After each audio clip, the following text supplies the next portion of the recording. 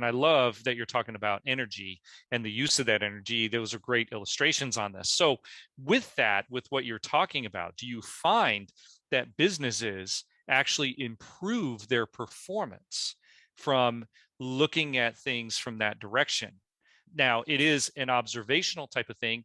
Yeah, we're picking up on behaviors that are going on, but is that really behavior-based safety? You're really, I mean, if I may say, you're really saying this is really a use of energy and force. And really what's going on is you're trying to determine the safest way to do the thing from a holistic perspective. Is that correct? So I'd call it more of an energy-based observation. Gotcha. And I did have one safety individual. She was from a contractor's side. Mm-hmm. And she was pretty much the safety cop that we all dread being associated with. But but she actually, most people would try to get her off the committees because she was always about telling people what they were doing wrong. So I was coaching her and I said, how effective has it been with your? She goes, well, they avoid me. She says, well, when I go out there, they're never working. Well, if they're never working when you come around, and every time you go out there, they're doing it the same way that you've had a discussion with them before, then they probably don't trust you and they don't value what it is you have to say either. So with her, once she had this conversation, so I asked her, I said, so we were in a lab at the time. And I asked her, I said, well, why are you concerned about this individual there? She goes, well, he's not using gloves. No. She knows the rule because she knows the chemical he's working with. And I said, so how can you approach it from a standpoint of concern and outcome? Mm-hmm. And here's the unit trainer, right? Who trains on that unit for the contractors that come in. So she knows what absorption of that chemical into the body will do.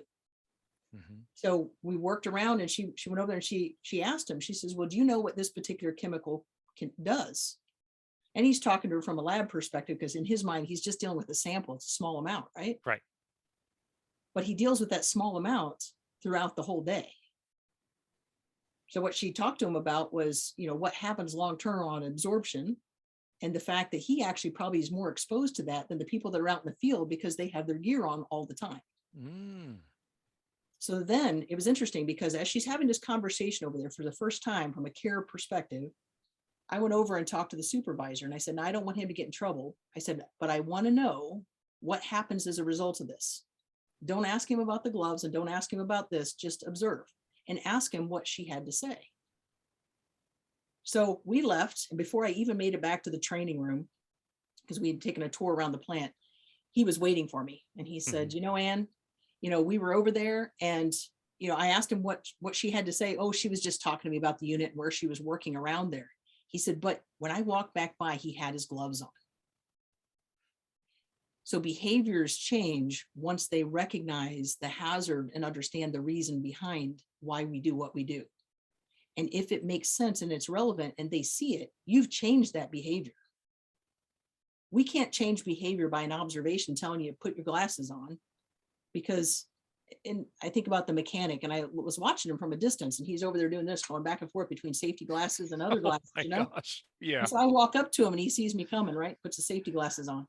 I said, I just want to know. I said, what are you doing? He says, Ann, I've got this machine up here and I can't see it. He needs his readers. So he's pulling his regular glasses out. He's doing this number, right? And I'm like, they have a solution for that, right? Yep. So I come back the next day with all these different powers of dual readers on the top and the bottom. And he was like in awe, like, wow, I can see. And then it's up to us to take a step back and say, well, who else might be having this issue? Right. And at the time I was working for the municipality of Anchorage and I was thinking about my street maintenance guys driving, the snow plows and the graders on the roads. And sure enough, I'd watch at the corner and they were doing the same thing because they couldn't read the maps. So I got them all the dual readers, on the glasses, not duals, but I got them the readers on the bottom. Uh-huh. So now dual readers, you don't walk around in, but. Yeah, right. No, gotcha. My overhead filter guys, all those people, they all benefited from that observation and being able to make that change. So when we see something out there and wow, it's a noticeable deal, start thinking outside of the boxes. Who else might we have this misunderstanding with or might benefit from this finding? Yeah, that's great. I mean, these are all great things. These are all, interactions that many of us as safety professionals have had throughout our careers, beginning and middle, all of it. And it really illustrates a lot of points, because what I'm gaining from this is that, as you said, you made one change with one person and that permeated into other people being more positively affected. And Mhm. from that, I know we were talking about culture offline as well, but from that, you can see a culture really start to gain hold from this, because they feel like they can be participatory in the whole process. And leadership needs to understand that. That's where they get their education from, is those kinds of things of, hey, I have to kind of twist that and listen to what's really going on, because changes are happening all the time. We got to go along with this. We Yeah. can't just look at a rule and say this is the only thing we can do. We have to look at what's relevant. Yeah. So at least I got to say that's what I'm taking from it. Anyway, Yeah. so that's good. That's Now, good. I always want to find out if we're having a problem around a certain area, why is that? Right. And take a step back and put yourself in that person's position and see, what is it they're dealing with? Because we're Yeah. looking at it from outside and not having to work in it all day, every day. Yeah. Yeah. Definitely. Definitely. So anything else you want to share too, Ann? Yep. So with that, you'd asked me about success. So the one Uh-huh. organization we're working with right now that we work with many, but this one particular one, they're so dedicated from a leadership standpoint. And you think about bringing leadership out to the fields, and sometimes we can be like, oh, every time they come out, we have problems afterwards. Maybe they're not wearing the gear that they should in the right areas, or maybe they say the wrong things. And that could be a real risk. And some leaders, they struggle going out in the fields because they don't want to say the wrong thing and they want to Right. be that right leader. So when they understand the concepts, anybody can have a conversation out there in the field when they focus it around the framework of energy, because it's not about telling people what they're doing, what they're not doing. It's not about talking about the process. It really is about seeing this and how we're managing it. So it Mm. changes the conversation all around and it makes that more robust. So the organization we're working with that is so committed, they were able to drop their TRIR down from 69% within 1 year.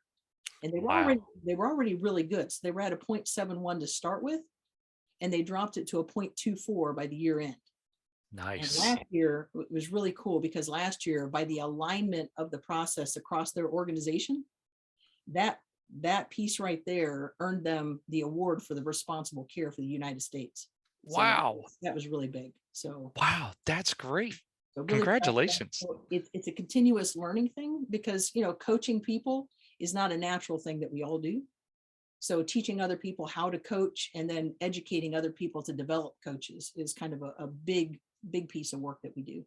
So Excellent. Excellent. All right. Ann, thank you very much for sharing today. Really appreciate it. Take care. Thanks, Ann. We'll talk again soon.